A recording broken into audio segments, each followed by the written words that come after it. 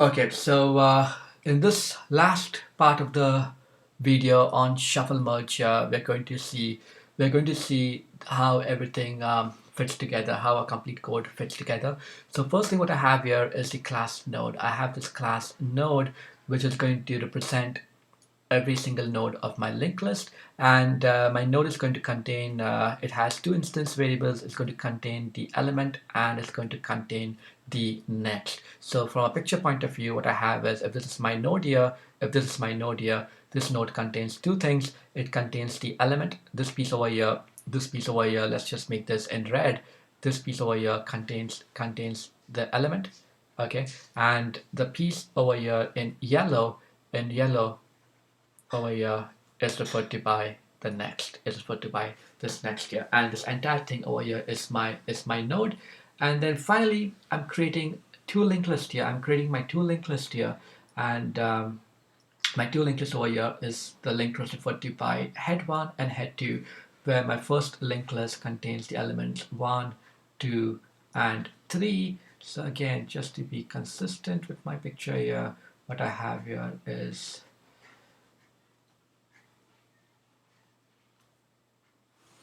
this first linked list referred to by head1. Let's just use h1 for short. And then head2, my second linked list is containing the nodes 7, 13, and 1. Okay, so this is 7, 13, and 1. Okay, so this is what I have so far. I've created my two linked lists, and then I'm finally calling my I finally have some code over here, which is my shuffle merge, which I'm just going to show you in a second. And I'm then finally calling my function shuffle merge by passing in head1 and head2. Okay, so this is the code over here, and we, at least in my previous videos, in the second and the third part of this series here, we looked at in detail understanding how the loop invariant was actually formulated, and I'm just going to take that code here, but now just put a little bit more informal notations to see how everything fits together. So first thing what I have here is that if head1 is none, if head1 is none, then I'm just going to return back head2, right? Because there's nothing to merge from the first linked list. So whatever is the linked list represented by head2, I'm just going to return that back. Likewise, if head2 is none to begin with, then in that scenario I'm just going to return back whatever head1 is. Okay, so this is handling the scenario when one of the linked lists is actually empty to begin with. Okay, now this is where my loop invariant comes in. So if you remember, the loop invariant that I had presented in my last video was I had created these local variables I, j, I next, and j next. And what I'm saying here is, just before the start of my loop here, just before the execution of my while loop, I'm saying that I should equal to whatever head1 is, j equals to head2, and I next and j next just point to whatever is the next element after I and the next element after j. So just doing some initialization here, but you can double check that what the loop invariant that I had introduced in my last video is going to be true just before the start of this while loop. Just before the start of the while loop, my loop invariant, whatever the loop invariant that I had introduced in my last video, I highly encourage you to go back and watch my last video to understand what the loop invariant was. That loop invariant is going to be true just before the start of this while loop. Okay, so this is the body of the while loop here, and the body of the while loop is pretty straightforward. All it's doing is just performing a single merge between the two singly linked lists, and the loop breaks when either I next. So if I look at this Boolean expression, I next not equal to none and j next not equal to none here. And what I did in my last video was I had created a truth table. Where I had these I next not equal to none, and then I had j next not equal to none, and then I had my actual final output here. So if I were to look at my truth table, this, as long as this is true, as long as I next not equal to none and j next not equal to true is true, the loop will keep on executing. But when the loop terminates, there are three possibilities. I could either have I next equal to none, or I could have j next equal to none, or I could have I next equal to none, and the third possibility could be just j next being equal to none. So those three values was something more nicely articulated in my last video. We looked at those three possible scenarios that could exist after the loop breaks, and just after the loop breaks here, we can see in my code I've got those three conditions explicitly handled. This is the first condition over here. This is my first condition. This piece over here is my second condition. And finally, I've got my third condition that could potentially exist after the loop breaks here. So if I next is none and j next is none, do this piece. If I next is none, do this piece over here, and if j next is none, do these set of three instructions.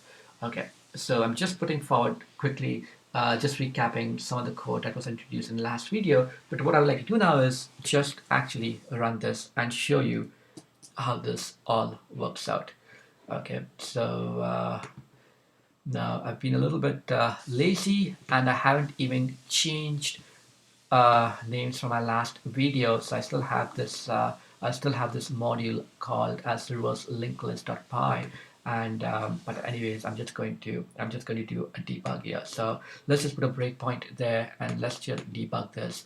So let's click on debug, and let's see. In fact, I would like to step through this code here. So because I want to step through this code, let me actually put my breakpoint right on ShuffleMerge. Okay, and let's just debug this code out and see what happens.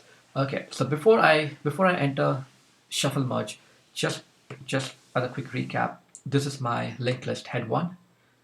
Okay, head 1 points at the node with the element 1, the next of which points at the node with the element 2, the next of which points at the node with the element 3, and likewise I have my second linked list here where the head of that points at the node with the element 7, which in turn points at the node with the element 13, and then which points at the node with the element 1. If I were to step into this code, if I were to step into this function here, okay, and if I were to step through this code line by line, at some point I'm going to hit the body of the loop, which is right at this moment. And when the body of the loop executes, right, it keeps on executing until the Boolean expression becomes false, at which point it becomes false. One of these three possibilities might exist. I'm going to check each one of them one by one, and in this case, if the first one is actually true, but I have I next is none and j next is none.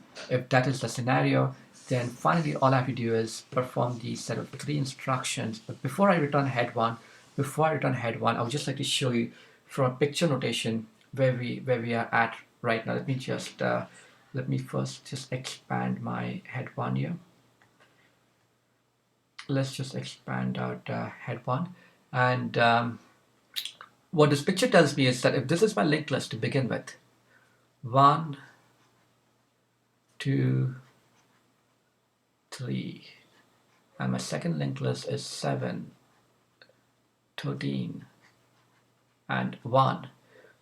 This is head 1, this is head 2. The merge is going to look like 1, 7, 2, 13, 3, 1, and finally none. Okay, this is what my head one is going to be. Let's see whether that actually holds here. Head one should be pointing at the node with the element 1. Let's see that. This is my head one on PyCharms that is pointing at the node with the element 1. Okay. The next of which should be pointing at the node with the element 7. Okay, so far so good. The next of which should be pointing at the node with the element 2. So far so good. So, and likewise the next of which should be pointing at the node with the element 13. The next of which should be pointing at the node with the element 3. Okay, and I can see the same thing is also depicted in the debug variable window in PyCharm. The next of which in turn should be pointing at the node with the element 1, and finally the next of which should be pointing at none, and next of which pointing at none. Okay, so I'm just showing you one use case here, but I highly recommend taking my code, putting it in your PyCharm, practicing this out, and seeing this for yourself.